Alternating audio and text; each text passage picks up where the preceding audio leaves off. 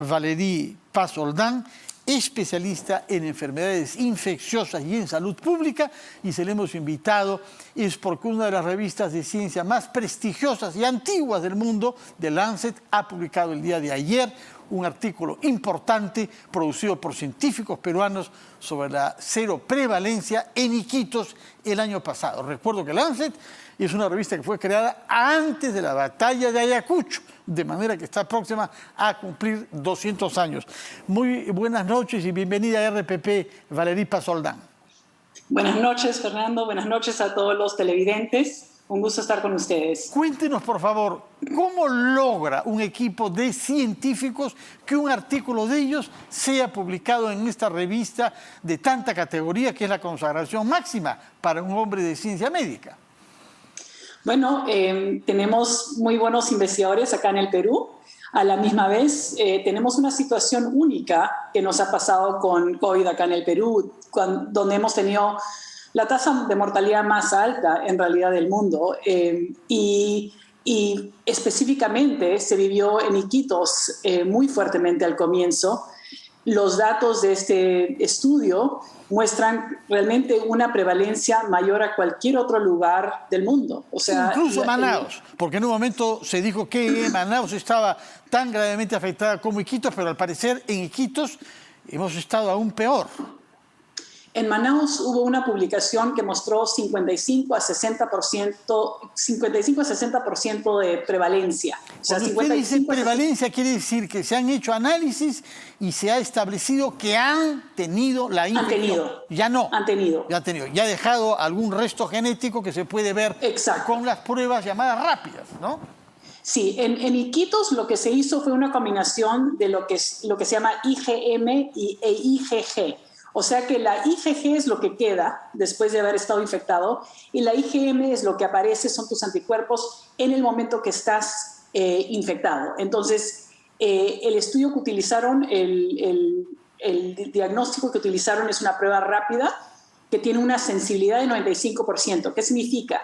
Que si hay 100 personas que de verdad tienen COVID, esta prueba va a poder identificar a 95 de ellas. Y a 5 personas va a decir, tú no tienes nada cuando en realidad sí lo tenía. Errores. ¿Ya? Entonces, error, ¿no? Y todas las pruebas tienen un cierto nivel de error. Son los falsos negativos, ¿no?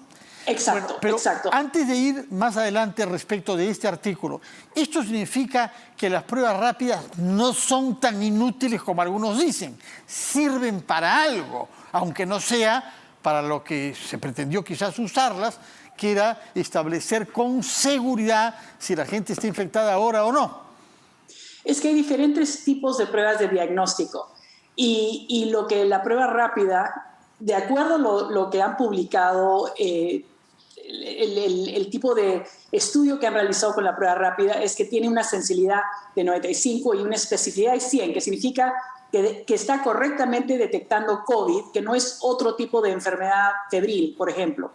Pero efectivamente cuando estás enfermo, en ese momento, hay otras pruebas virales que pueden diagnosticar si tienes el virus. Entonces, depende en qué etapa de tu enfermedad estás, depende el tipo de prueba que se tiene que utilizar, ¿no? Pero para este estudio de prevalencia, donde querían ver cuánta gente ha tenido, y acuérdense que el pico de casos en Iquitos pasó en mayo y junio, empezó febrero, la primera marzo. hora, sí. Recordamos que fue una situación terrible, la falta de camas, los muertos que se acumulaban en las puertas de los hospitales, los entierros en algunos casos un poco clandestinos y la desesperación de las voces que nosotros entrevistábamos. Recuerdo al obispo en particular, al director del colegio médico y todas el sufrimiento extremo que se vivió ahí.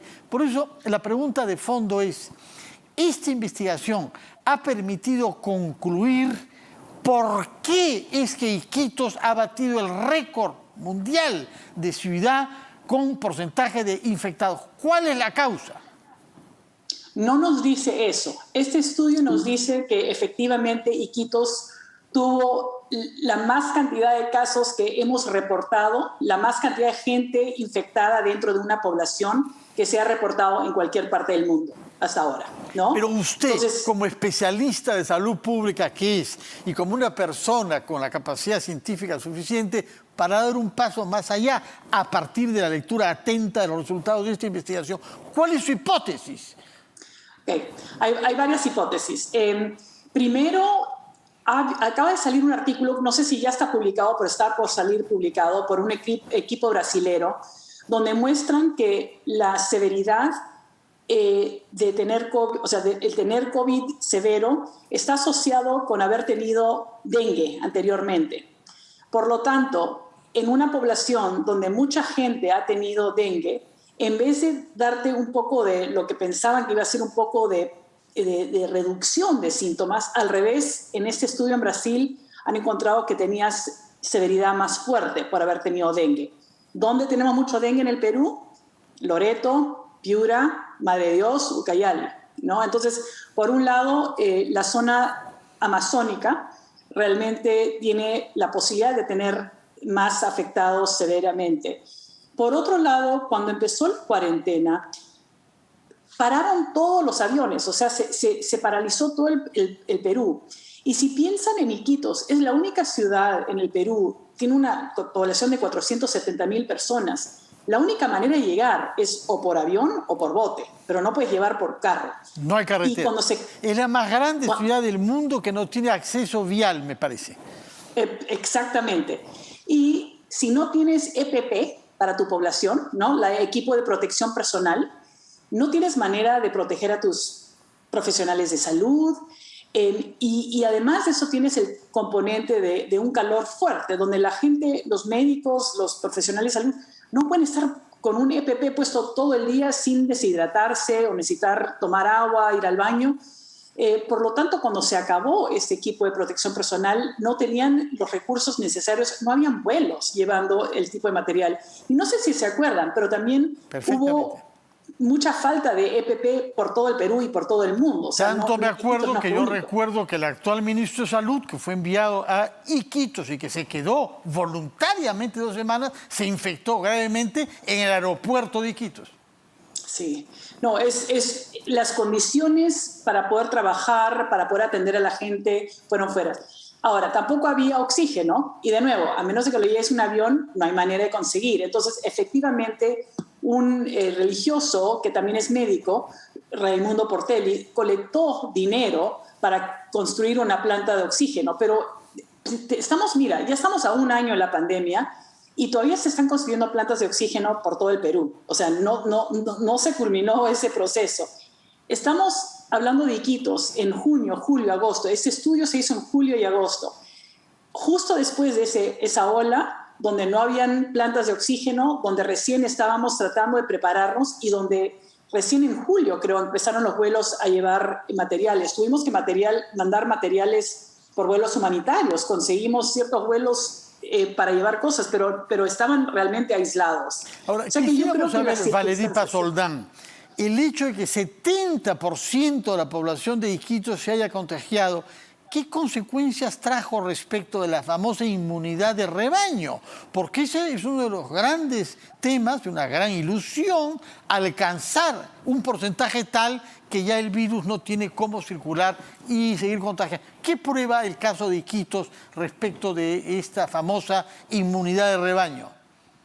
Bueno, después de julio-agosto, Iquitos en realidad regresó un poco a la vida normal porque había tantos que se habían infectado que el número bajó tremendamente y por un tiempo no tenían tantos casos.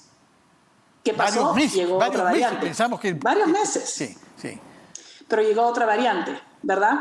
Y lo mismo pasó en Manaus. En Manaus y en Iquitos pensaron que no iban a poder infectarse de la misma manera, que no iban a tener una segunda ola, pero entró otra variante y efectivamente una vez más arrasó con las ciudades. Entonces, y tienes que pensar en las casas en Iquitos, en la zona urbana de Iquitos, son muchas casas bastante pequeñas, multigeneracionales. Yo recuerdo que lo vi, nos dijo claramente, vengan acá pues y entren a una casa con calamina, con 35 grados, para que le pidan a una familia de 12 miembros que no salga nadie, a ver si es que lo logra. Recuerdo que nos lo dijo acá en RPP. Sí. Permítanos, Valerie Pasoldán, hacer una pausa para preguntarle después una pregunta. Bueno, es ya grave lo que nos ha dicho, esa inmunidad de rebaño puede no funcionar más allá de ciertos meses y frente a otras variantes. Pero la otra pregunta que queda es, ¿qué conocimiento universal aporta este artículo? Porque se está publicando en una revista que todos los médicos del mundo, toda la élite médica del mundo consulta y científica. ¿Y qué conocimiento universal hay ahí que permita avanzar en el conocimiento de esta epidemia y resolver misterios como, por ejemplo, el África? ¿Qué hace que, con la excepción de Sudáfrica, no haya tanto contagio en los países africanos, pese a lo que se preveía, a lo que se temía, que fue el desastre absoluto? No lo ha sido. Y algunos dicen justamente porque hay otras enfermedades infecciosas, y la gente está acostumbrada sea a esas enfermedades y a las vacunas contra otras enfermedades. Nos va a explicar eso, por favor, después de una breve pausa.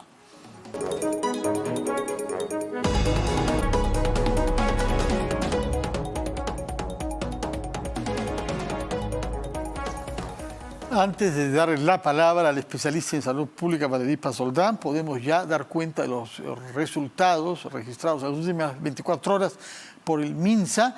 Número total de muertos, 219.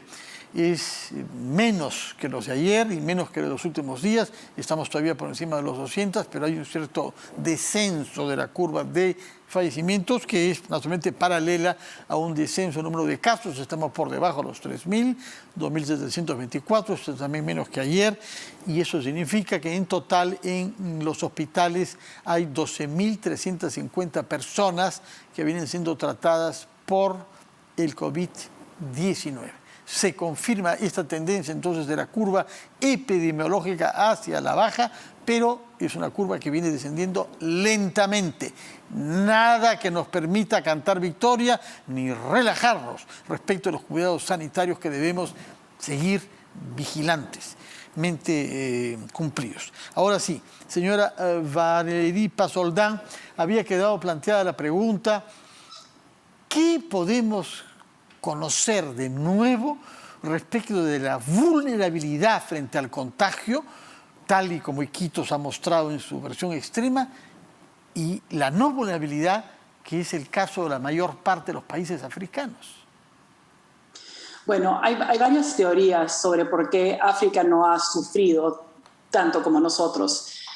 Por un lado, las muertes muchas veces están asociadas a las personas mayores, ¿no? Yo viví en Malawi 1 año y medio de mi vida y en Zimbabue, y te digo, cuando tú te encuentras con una persona con pelo gris, le das mucho respeto porque de verdad hay muy poca gente que ves de esa edad. Entonces, tienen una población menor. Haber estado en Zimbabue y el dictador Mugabe se quedó casi 40 años, y quería seguir en el poder más allá de los 90 años, de manera que de todo se ve en el mundo. Totalmente.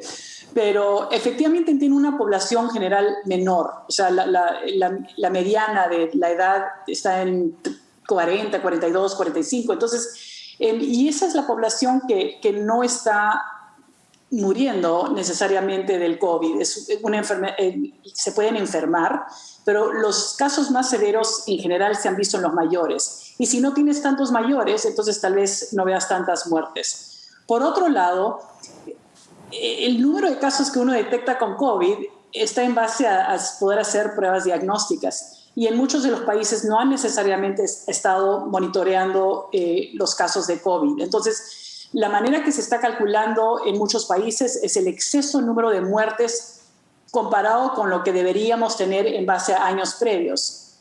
Entonces, en el Perú tenemos un estimado porque tenemos los datos, pero si no estás considerando eso y estás basándote en las pruebas diagnósticas y no estás haciendo pruebas diagnósticas, no vas a ver COVID. Entonces, Ese es el segundo punto. Y el tercer punto es que hay algunos políticos en África, por ejemplo, el presidente de Tanzania, que dijo que no, bueno, ya falleció, pero no iba a comprar vacunas. Él que había negado, ¿no? Pagó con su vida Falleció. esa actitud negacionista, sí. Y Exacto, ocultaron que estuvo enfermo, no ocultaron que estuvo enfermo, quiero recordar, ¿no? Durante una semana no querían, siendo jurado, pero querían negar. No quería no quería traer vacunas al país. Bueno, ahora que falleció, el nuevo presidente está aceptando traer vacunas, pero también hay mucho de negar la enfermedad. Entonces, creo que entre esos puntos, el hecho de que hay muchas comunidades rurales donde tal vez no llega, y algunos han dicho que están acostumbrados a esto de cuarentena, a aislarse cuando llega una enfermedad infecciosa. Yo no sé si sea eso simplemente el hecho que la población realmente es menor y posiblemente no tan afectada. Por lo tanto, no se ha podido medir la muerte. Pasoldán, ¿a quién debemos el mérito de esta publicación que honra naturalmente a la medicina peruana, pero a la ciencia peruana en general? Porque tengo entendido que se trata de médicos de la Dirección Regional de Salud de Loreto, es decir, gente del terreno, clínicos que enfrentan pacientes y que se han tomado el tiempo para hacer esta publicación. Absolutamente. Es realmente recomendable lo que han logrado hacer, a pesar de tener a tantas personas afectadas, tener que lidiar con las dificultades que han tenido que lidiar. Han colectado datos a principios de julio, a principios de agosto, a principios de septiembre, para lograr documentar el catástrofe que han vivido. Carlos Álvarez Antonio, Graciela Mesa Sánchez, Carlos Calampa, director de la DIRESA en Loreto, Wilma Casanova, Cristian Carey, Freddy Alaba, Hugo Rodríguez y Antonio Quispe son los autores de este artículo que realmente pone al Perú en alto. En alto por razones no necesariamente buenas, pero por su habilidad de haber producido un artículo en una revista tan alto nivel. El estudio pasa también justamente por el reconocimiento de las diferencias que la edad hace en la vulnerabilidad ante la infección. Denos alguna información sobre eso, por favor. Y interesantemente, encontraron que la prevalencia era más alta entre los mayores, o sea, mayores de 60, y menores de 12 años, que me llamó la atención. Por otro lado, este estudio no estaba necesariamente diciendo que habían más muertes en ese grupo, simplemente está diciendo que habían más personas que habían sido contagiados. Me llamó la atención, o sea, los chicos tal vez no me sorprende tanto que tengan virus porque están paseando, metiéndose toda la boca y tal vez no usando sus máscaras correctamente, pero sí me sorprendió que la prevalencia fue mayor entre los mayores que los de la otra edad, que de otras edades. Naturalmente, el artículo puede ser consultado libremente en Internet en su versión inglesa, bajo, naturalmente, The Lancet, que significa, tengo entendido, el bisturí, ¿no? Es una expresión del siglo XIX para referirse al bisturí. Se puede leer y no sé si exista ya una traducción castellana.